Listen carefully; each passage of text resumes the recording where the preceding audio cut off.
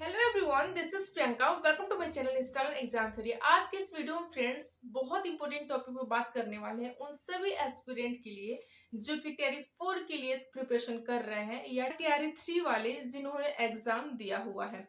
आप सबको पता है कि टीआरई 3 पॉइंट का जो टीजीटी और पीजीटी का आंसर की है ऑफिशियल जारी कर दी गई है।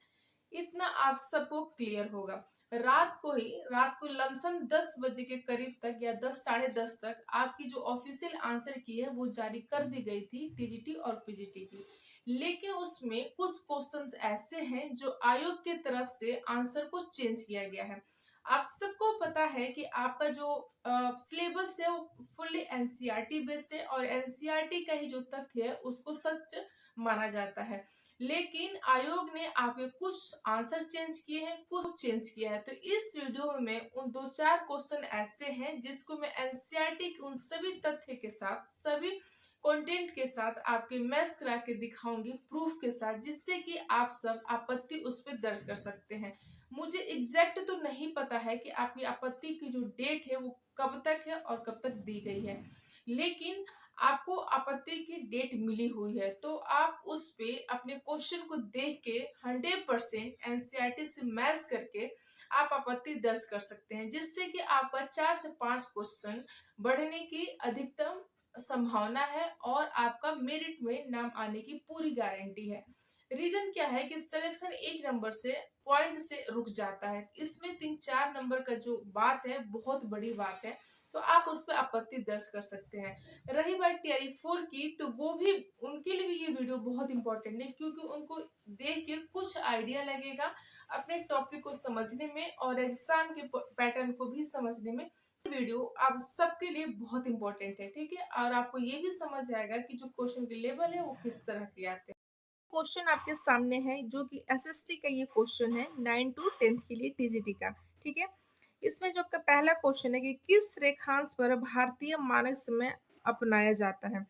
तो आयोग ने इसका आंसर ए किया है, लेकिन जो आप एनसीईआरटी में देख रहे हैं, जस्ट देखिए, एनसीईआरटी में दिया है कि 82 डिग्री 30 मिनट पूर्व देशांतर रेखा को भारत की मानक यामियोत्तर माना गया है। ये आप देख पा रहे हैं, ये बिल्कुल एनसीईआरटी का तथ्य है जिसमें कि आपका 82 डिग्री 80 मिनट जो आंसर है वो सही हो रहा है, जो कि आयोग ने 82.5 डिग्री पूर्व को सही माना है। वैसे इसका जो आंसर है मेरे ख्याल से ई होना चाहिए, लेकिन इस पे भी आप आपत्ति दर्ज कर सकते हैं, ठीक है। अब बात करते हैं दूसरे क्वेश्चन की। तो आप यहाँ पे दूसरा क्वेश्चन जो आपके सामने है, आप देख रहे हैं कि ममलूक दास वंश का अंतिम शासक कौन था। आपका जो क्वेश्चन है वो ये है कि ममलूक यानी कि दास वंश का अंतिम शासक कौन था।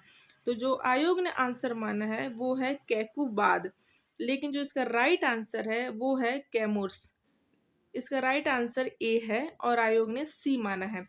देखिए, अब आप यहाँ पे प्रूफ के साथ कि कुछ समय बाद कैकुवाद लकवाग्रस्त हो गया था, ठीक है। तो उसके ही पुत्र को कैमुअर्स को सिंहासन पर बैठा दिया गया, यानी कि कैकुबाद के बाद ही क्यूमर्स को सिंहासन पर बैठाया गया। जो कि नीचे आप देख रहे हैं कि जलालुद्दीन खिलजी ने शमसुद्दीन कैमूर्स की हत्या कर दी और फिर खिलजी वंश की स्थापना की, ठीक है। यहाँ पे कहने का मतलब ये है कि दास वंश का अंतिम शासक कैमूर्स था और उसकी जलालुद्दीन खिलजी ने हत्या कर दी, फिर खिलजी वंश की नए वंश की स्थापना की। तो ये आप देख पा रहे हैं। हालांकि जो ये कंटेंट है आपका एनसीईआरटी का नहीं है, ये आपका क्राउन का कंटेंट है। ये वाला ममलूक दास वंश वाला ये आपका क्राउन का कंटेंट है, ठीक है। अब चलते हैं नेक्स्ट क्वेश्चन पे कि भारतीय उपमहाद्वीप पूर्व में मूलतः एक भाग था। किसका भाग था। तो इसमें जो आयोग ने आंसर माना है वो ई माना है, लेकिन जो आपका आंसर होगा ए होगा, गोंडवाना लैंड का। देखिए, इसका ये एनसीईआरटी का ही है। इसमें लिखा है सबसे प्राचीन भूभाग गोंडवाना भूमि का एक हिस्सा था। किसका हिस्सा था। गोंडवाना भूमि का, ठीक है। तो ये आपका ए इसका आंसर हो जाएगा। बात करते हैं नेक्स्ट क्वेश्चन की कि देश के बाहर स्वतंत्र भारत की अस्थायी सरकार को संगठित करने में कौन आगे बढ़ा। देखिए, इस तरह के बहुत सारे ऐसे क्वेश्चन हैं जो कि आयोग की तरफ से बहुत आंसर चेंज किए गए हैं। इससे जितने भी टीआरई 3.0 के एस्पिरेंट हैं उनका 4 से 5 क्वेश्चन का जो नंबर है सबका कम हुआ है पहले के कंपेयर में। तो ये जो आयोग ने आंसर चेंज किया है उसी के बेस पे सबका कुछ नंबर कम हुआ है।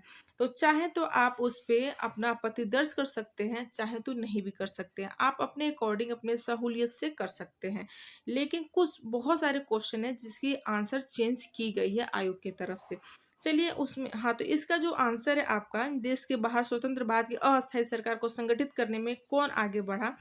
तो इसका आंसर सुभाष चंद्र बोस है, लेकिन आयोग ने इसका बी माना है, रास बिहारी बोस। ठीक है। अगला क्वेश्चन की बात करें कि भारत की सबसे ऊंची पर्वत श्रेणी किसे कहते हैं, तो K2।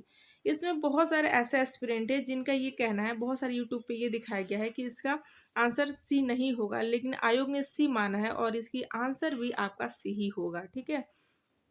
ये सारे क्वेश्चन रहे फ्रेंड्स आपके सामने, जो कि आप इस पे एक बार देख सकते हैं। खुद भी आपके पास बुक है तो उससे मैच कर सकते हैं।